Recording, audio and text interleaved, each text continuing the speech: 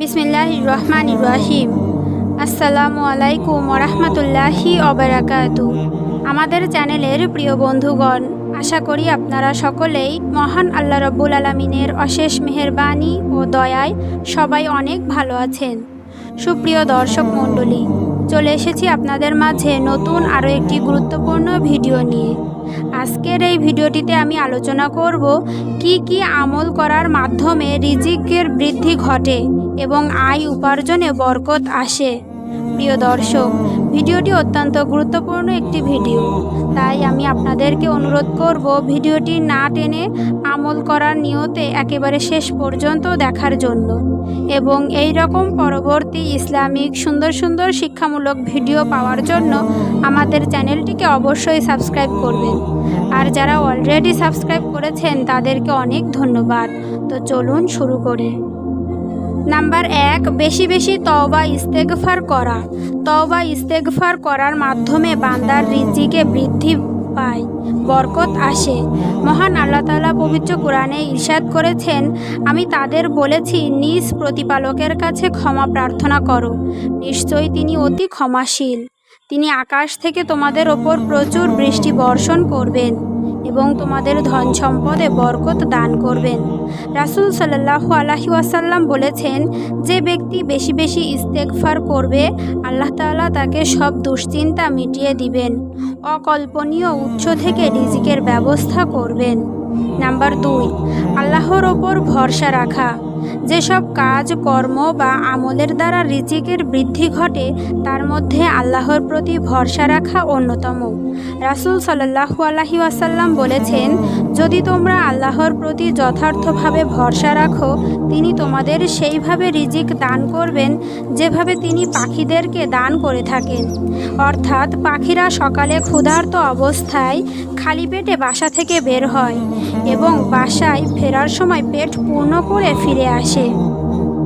Number 3, সময় মতো নামাজ আদায় করা এবং ইবাদতের জন্য নিজেকে মুক্ত রাখা। সময় মতো দৈনিক 5 ওয়াক্ত নামাজ আদায় করলে রিজিক বাড়ে। মহান আল্লাহ তাআলা বলেন, আর আপনি আপনার পরিবার পরিজনকে নামাজ আদায়ের আদেশ দিন এবং নিজেও তার ওপর অটল থাকুন।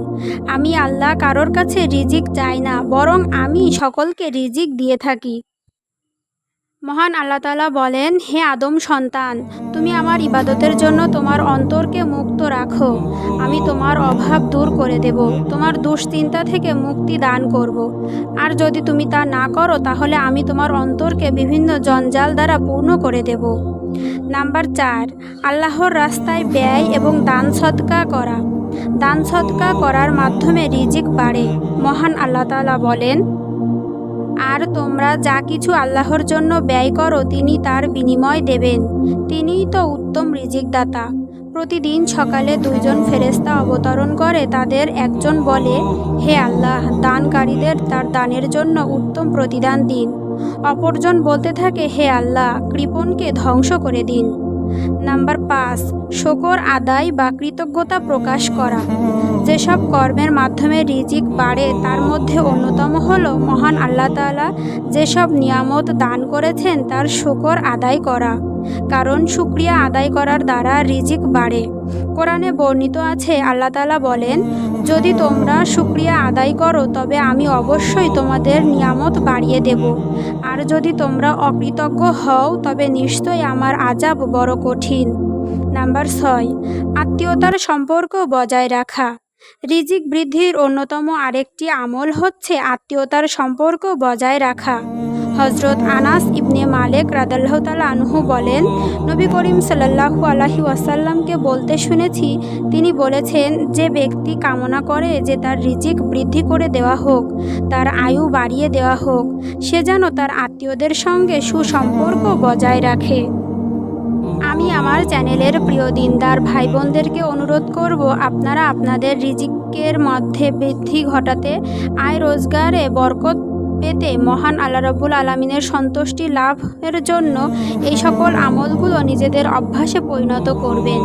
মহান আল্লাহ রব্বুল আলামিন আমাদের সকলকে সহি শুদ্ধভাবে আমল করার তৌফিক দান করুক। আমিন সুম্মা আমিন।